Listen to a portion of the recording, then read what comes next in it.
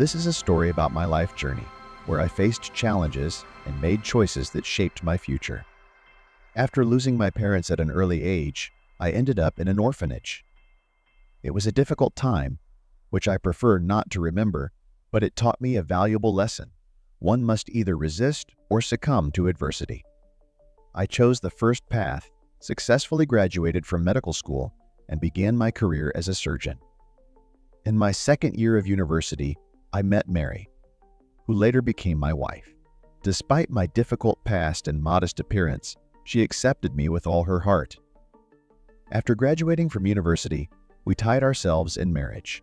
Mary's parents, especially her mother Kimberly, welcomed me with open arms. They were simple country folk, unassuming but genuinely kind-hearted. Kimberly, my future mother-in-law, cared for me as if I were her own son. Our weekends in the village were filled with her delicious home-cooked meals and stories of her youth. Despite her 47 years, she exuded a natural beauty as beautiful as any celebrity, and her simple outfits only emphasized her grace.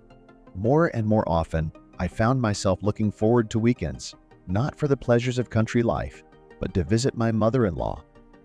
At first, I thought that I was looking for a substitute for my own mother, but in time, this feeling grew into something more. Despite my attempts to resist it, my thoughts were consumed by her. One day, in the middle of the week, I had 2 free days from work and decided to go to the countryside. My wife understood my desire to relax in the fresh air and stayed behind to work. In the evening, having heated the sauna, my father-in-law went fishing. My mother-in-law and I were left alone, and this, admittedly, pleased me. Throughout the evening, we had relaxed conversations on various topics. I felt easy and comfortable in her presence. I wanted time to stop, to stay in that moment when her sweet smile was reflected in my eyes. I forgot for a moment that she was my mother-in-law and saw only a beautiful and alluring woman as my hand gently cupped her arm. Kimberly didn't pull away. "The bathhouse is getting cold. Let's go," she said and led me behind her. We entered the warm room, where the air was filled with the scent of pine and the wood crackled with moisture.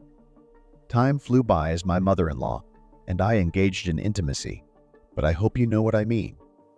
I only regained control of myself when the door opened and my father-in-law appeared with a deeply displeased expression on his face. At that moment, however, I felt no shame. Having grown up a fighter, I am ready to fight for my love, regardless of the opposition of those around me. Please share your thoughts in the comment section. Do you think I should have been tougher on my father-in-law? Perhaps I should have shown my superiority and let him know who the real man was, so he would stay out of other people's business and not come home unannounced.